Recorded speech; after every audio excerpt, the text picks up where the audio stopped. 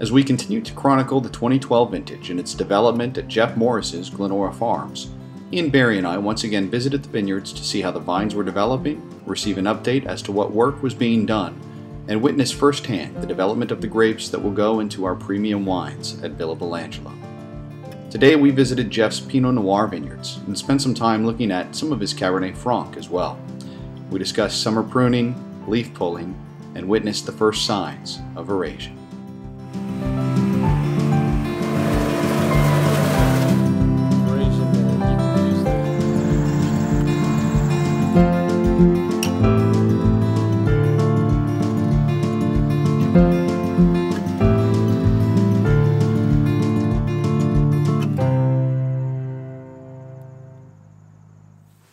There's always a microclimate in the vineyard. It's always hotter in the vineyard than it is, anywhere else, primarily because of the, usually because of the fact that you don't have as much air movement in there. And, even on a warm, you can be any place and you get in the vineyard and it always seems to be hotter.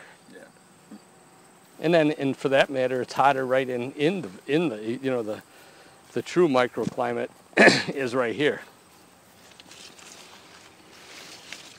So, people talk about microclimates. The real microclimate is in the canopy itself. The macroclimate is what our site is. So you got to kind of, these things get warm on a hot day. You can feel if the leaf is warm to your face or something, that means it's a little bit stressed, not enough moisture, so it's getting enough evaporation except to keep itself cool.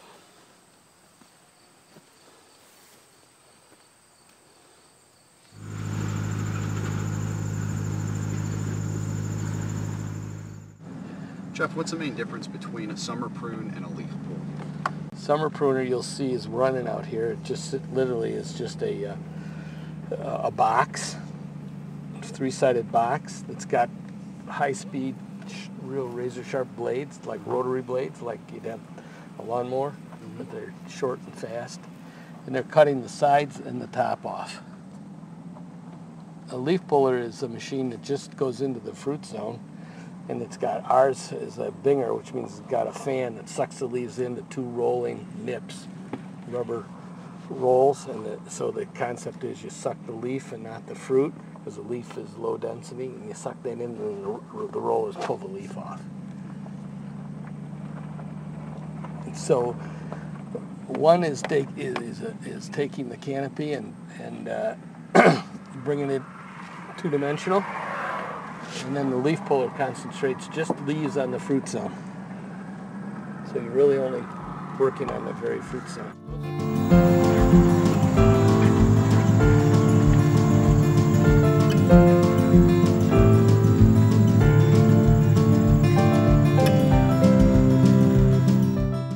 So it's another one of these machines where 1 inch off and all of a sudden you got big trouble. You swing into start cutting wires or hitting the fruit, which does happen occasionally. What is this from? Is this from the leaf puller, Jeff? That's a good example. That's where the hedger, those blades came by and whacked that fruit right there. So he just got a little close to that cluster. The cluster will still be okay, the rest of it though, right? Yeah, the rest is dry up like a raisin. This stuff will dry up and raisin and just be a it's already doing that. The trick is that's why you want to do it early, because if you did this late in the season and you got moisture, these could promote rot. So you try to avoid doing it in the first place, but secondly, do it early enough. Here's another example where the blades came by and caught those berries, but this was only 3 days ago, and you can see they're gonna dry up before they cause any problem. But you can see how the blades are sharp there, just shear that right off.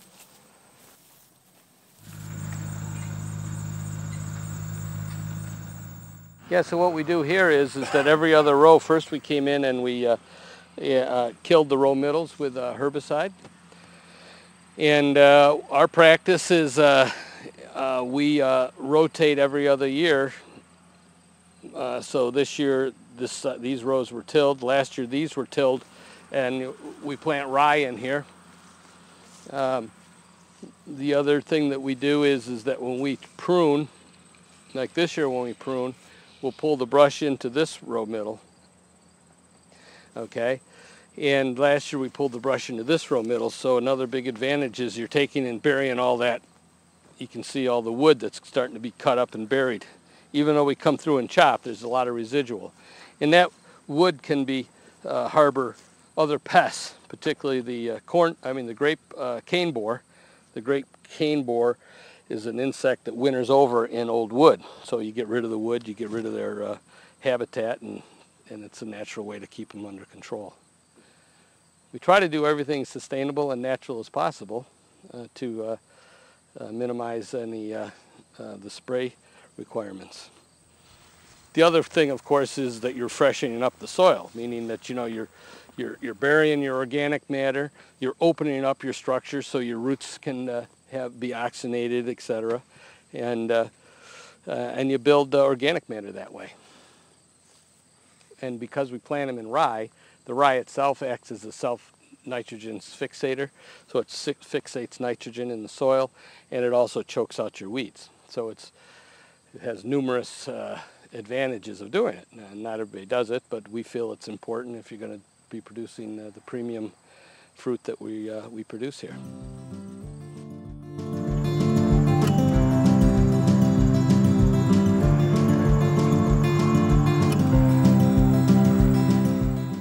The other thing that's strange about this year is that we've been so dry, it's almost hard to distinguish the rows that we killed versus not. Now, as the rain starts coming, as we hope we get it, the green will come back in the non-herbicide rows.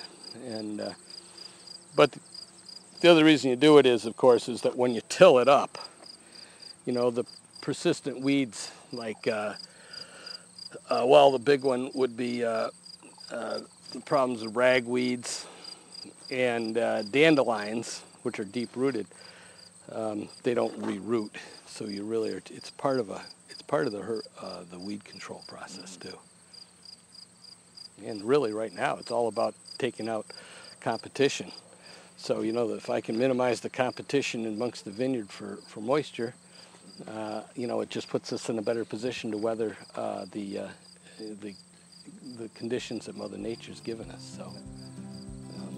It's all about, you try to do everything that you have control over, because a big piece of it you don't. Yeah.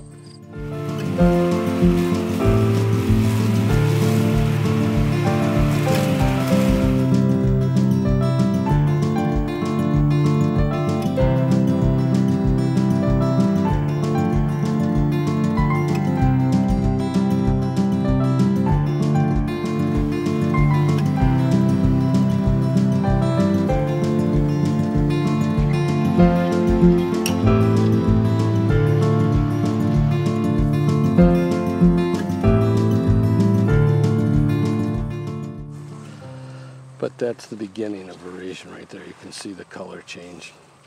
I mean, in reds, the veraison, you can use the definition of the color change, but essentially what the real definition of veraison is when the plant starts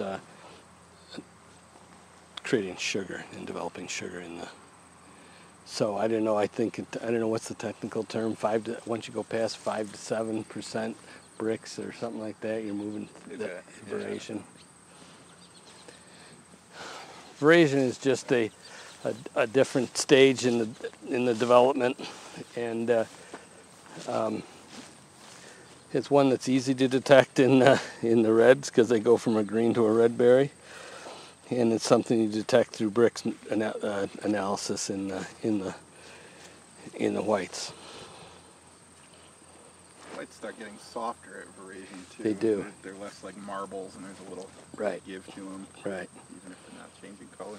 So here's an example of a decision to say, okay, it was a little older, a little healthier plant. Instead of dropping 100%, they dropped what you see and left. Yeah, it's a difficult, I come out here with my crew and saying, here's what the plan is, here's what we're shooting for, and we all work together on a couple rows.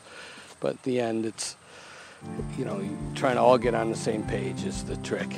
Yeah.